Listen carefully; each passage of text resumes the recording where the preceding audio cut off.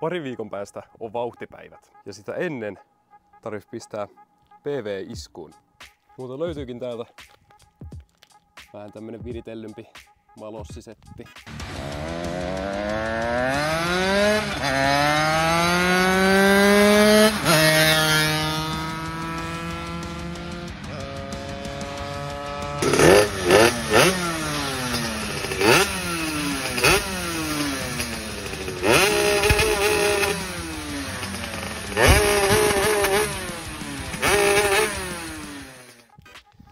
Mopo on itsessään vähän raipissa kunnossa.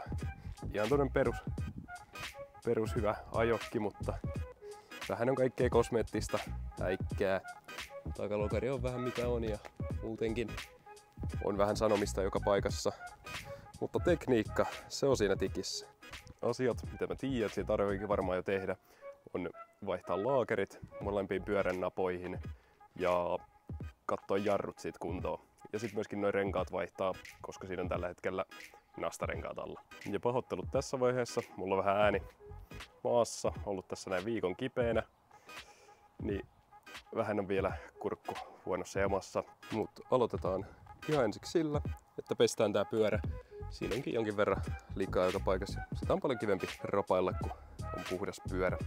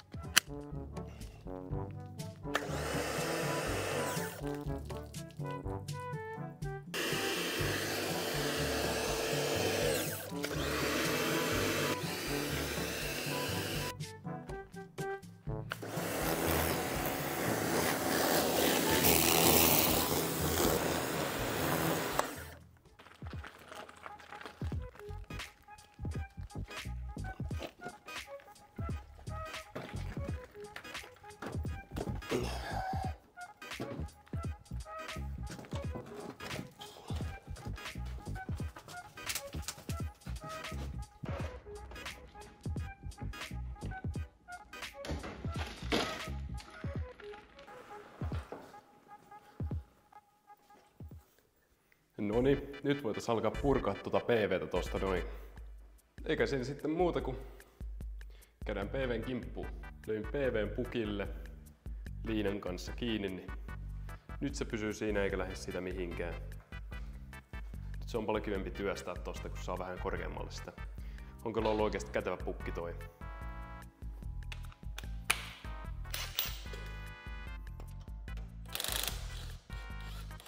Lyödään vielä työkäsineet käteen, niin mukavampi työskennellä.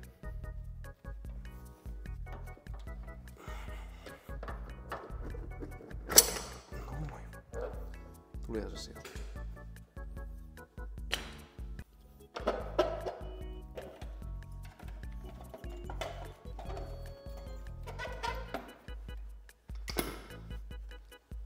Täällä olikin vähän väliä laakeripesä. Tuli ihan kippaamalla vaan holkki ja laakeri ulos. Mä en tiedä kuuluuko mikkiin, mutta kyllä tää vähän rohisee tää laakeri, tää alkaa olla jo vähän ehtoa puolella. Tää ei niin paha oo tämän pyörä tai tämän nava laakeri, mutta sekin vähän tommonen rohinan puoleinen. Kaikki tommonen lisää kitkaa ja huonontaa tulosta, kun ajetaan kovaa. Joo, ja täällä sama homma. Näille on ihan korkea aika vaihtaa jo nää ketjut myöskin. En tiedä, onko kertaakaan vaihtanut. Kerran on ehkä saattanut vaihtaa ketjut koko 3 vuoden aikana, mitä on PVn kanssa ajellut. Jarrukengät. Kyllä niissä näyttäisi vielä pintaa olevan vähän, mutta nekin on ihan hyvä uusia. PV:ssä usein näkee myös, tuolla näkyy tommonen ura, tuolla noin. Se johtuu siitä, kun jarrukengessä on vääränlaiset noin jouset. Täällä pitämässä näitä jarrukenkiä. Sitten näissä jarrukenkissä on semmonen väkänen, tai se justiin se lenkki, se väkänen, niin se hankaa tänne ja sitten se aiheuttaa semmoista niinku vinkuvaa ääntä, että jarru vinkuu ja sit se syö täältä tätä alumiinia. Napataan vaan samalla tää etupyörä kanssa täältä pois.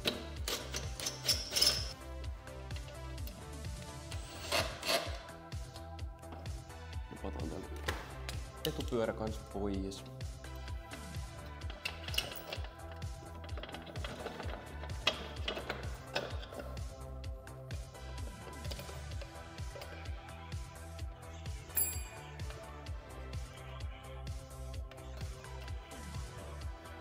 Täällä on kans ihan väliä tää pesä, että tää ihan heiluu täällä tää. Laakeri on ihan hyvän kuntoinen. Pesä tässä on väliä. Tällainen kopauttamalla vaan lähtee laakeri sieltä pois. Mut muuten tää laakeri on ihan hyvä kuntoinen. Olkki, ihan hyvä. Asiat, mitä tuohon PVC nyt tarvii vielä tehdä ennen vauhtipäiviä, niin on ainakin pyörälaakerit, vaihtaa CST noiden nastarenkaiden tilalle, vaihtaa ketjut, laittaa pikakaasu, jarrukengät uusia edestä ja takaa ja edestä kans uusi jarruvaijeri. Sitten mulla on kans tulos 2-karttainen CDI noille HP:n kisasähköille.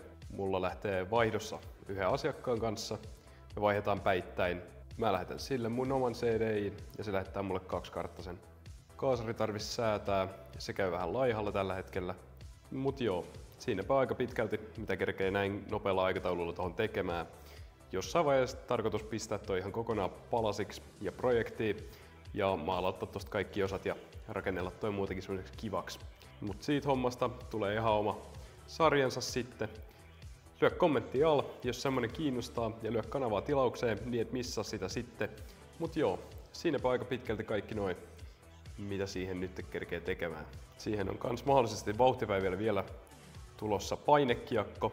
Eli painekiekko on semmonen, että se pistetään tonne, kun toi malossi on läpätön sylinteri, eli siinä ei ole läppiä, niin sinne läppien tilalle pistetään semmonen toi kampikammiota täyttämään. Se täyttää sitä kampikammioa ja kampikammiossa on kovempi puristussuhde, jolloin sen pitäisi käytännössä luoda kovemmat puristukset sinne ja siitä pitäisi tulla enemmän tehoa. Sitä mä menisin tolla setillä testata penkissä, että onko sillä mitään merkitystä sillä legendaarisella painekiekolla loppujen lopuksi niin kuin tehon kannalta. Ja muutenkin tosi mielenkiintoista nähdä, miten toi pärjää viivalla ja sitten myöskin se, että mitä tehopenkki näyttää lukemaan. Mä oon tosi kauan halunnut nähdä dynossa jo, että kuinka paljon tosta lähtee heppoja. Semmoinen tavoite on niin kuin joku 10 heppaa. Siihen olisin, jos on yli 10 heppaa, niin on todella tyytyväinen kyllä tohon settiin. Siihen on aika paljon rahaa ja aikaa uponnut, että siinä on vähän kaikki tehty.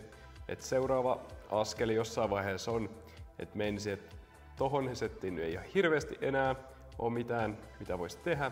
Tietysti voisi sitä viilata, mutta sit tulee ihan liian korkeakiertoinen ja ei siinä oikein mitään järkeä siinä vaiheessa enää. Et seuraavaksi yksi projekti, mitä on miettinyt, että rakentaisi täysläppiksen ja kokeilisi täysläppiksestä lähteä puskemaan tehoja irti. Ja mahdollisesti sen täysläppiksen kanssa niin laittaisi pidempää kampiakselia. Eli vakiona PV:ssä on 37,8 millin isku ja sitten toi pidempi kampiakseli tai pidemmällä iskulla oleva on 42 milliä. Eli oikeastihan toi 50 millin porauksella oleva malossin pytty on PV:n iskun pituudella vaan 74 kuutioa, mutta sitten kun siihen löisi 42 millisen iskun, niin sitten se on se lähemmäs 80. Sillä pidemmällä iskulla saavuttaa aika hyvinkin helposti niin enemmän heppoja ja tehoa. Semmonen olisi kyllä mahdollisesti aika mielenkiintoinen rakennella. Siinä on 2 settiä Suzuki PV-sähköjä HP:n sytytykselle. Tässä on simppelisetti. Siinä on etuvalo, takavalo, takaa jarruvalo. Sitten siellä on sytytys sammutin-napille, johto. Sitten on puolalle, virtalukolle, jännitteen säätimelle, takavalo, takajarruvalo ja sitten tuolla on noin, mikä menee sitten staattorille. Ja siinä on käytännössä kaikki pakollinen, eli etuvalo, takavalo ja jarruvalo ja sitten sytytys, sammutus. Tossa on täyssetti Suzuki PV sähköjä HPI sytytykselle. Siinä on takavalo, etuvalo, valokatkaisija, töötti, virtalukko, sammutusnappi, edestä takaa jarruvalot, mittarin valo, jännitteen säädin. Eli käytännössä kaikki mitä tossa on ollut alkuperäisenäkin PV:ssä, paitsi tietysti vuosimallista riippuen sitten töötti, mutta siinä on tommonen koko setti kanssa. Toi on simppelisetti ja tossa on sitten koko setti. Näitäkin mulla on tulossa myyntiin verkkokauppaan. Verkkokauppa on tällä hetkellä tekeillä. Se on aika pian valmis. Sitten verkkokauppaan kanssa tulossa kaikkia sähkökomponentteja ja muita osia. Mankin sähköjä, Derpin sähköjä, Yamaha DT, Morikeille ja Ducateille ja mahdollisesti myös Husselle. Just noi PVn simppelit ja sitten toi täyssetti. Verkkosivut ei ole ihan vielä valmiit.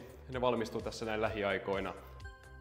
Tässä pätee taas se sanonta, että suutarin lapsella ei ole kenkiä. Vaikka mä näitä duunailen jatkuvasti asiakastöinä, näitä sähköjä, johtosarjoja, niin siltä vähän omat johdot on edennyt, mikään huonot oo silleen, mutta ensimmäisiä mitä joskus aikanaan on tullut tehtyä, niin ne on oikein toimivat kaikin puolin, niin ei jaksa tästä parempia, mutta tähän asiaan on tulossa muutos. Tähän on tulossa astetta paremmat säännöt. Mutta seuraavaksi puretaan noi pyörät ja otetaan niistä ne vannelautaset irti, että saadaan noi kumit irti ja kumit vaihettuu.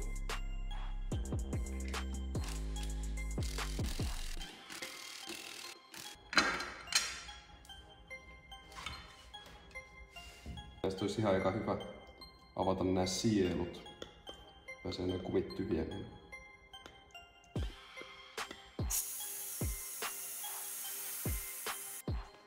Saa nähdä, kun jämähtäneet on olla. Saa rokkarakassa näitä irti.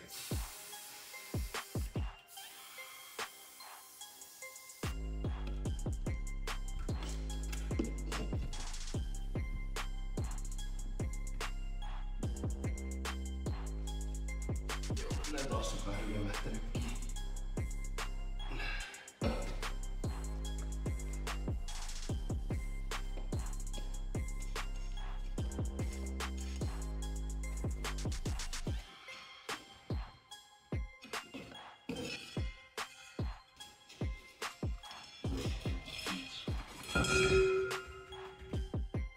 Ei halua pahasti missään.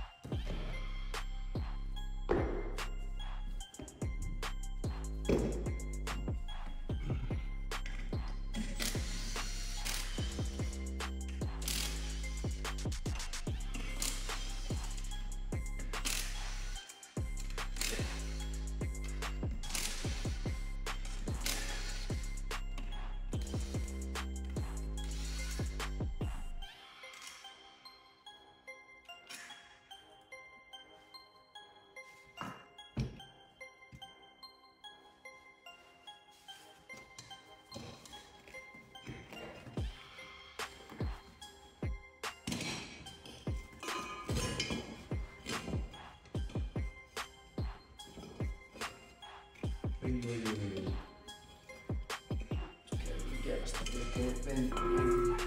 Jouskohan sisällä. Se ei ollut pahasti kiinni. Voitais nappaa vielä PVstä toi HPI CDI irti. Se lähtee huomenna asiakkaalle sarjan mukana postissa. Sieltä tulee asiakkaalta sitten vaihdossa 2-karttainen CDI ja kartanvaihtonappi. Näkee sitten vauhtipäivillä penkissä, että onko sillä merkitystä sillä toisella kartalla, noissa HPI:ssa, että saako sillä oikeasti lisää tehoa. Mut napataan nyt tosta PVstä penkki irti, tankki irti ja napataan siellä tankialta toi HPI CDI, niin saadaan lähettää se huomenna asiakkaalle tuon sarjan mukana.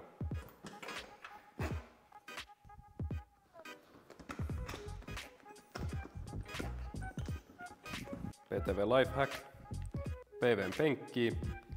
Tähän näin penkin pultiksi menee just hyvin vanha pinnapultti.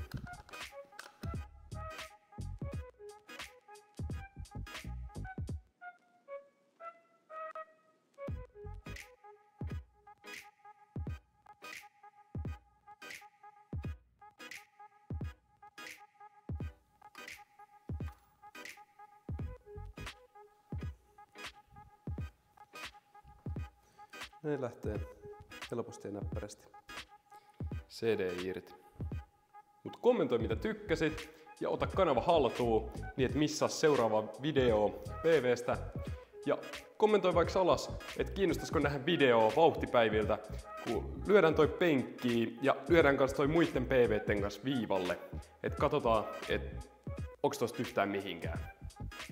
Mut me nähdään seuraavassa PV-laitto-episodissa. Ota somet haltuun, siitä tulee kans lisää kontenttia ja siitä tulee kans päivityksiä noista sähköhommista, muun muassa TikTokin puolelle. Mut nähdään seuraavassa PV-laitto-jaksossa.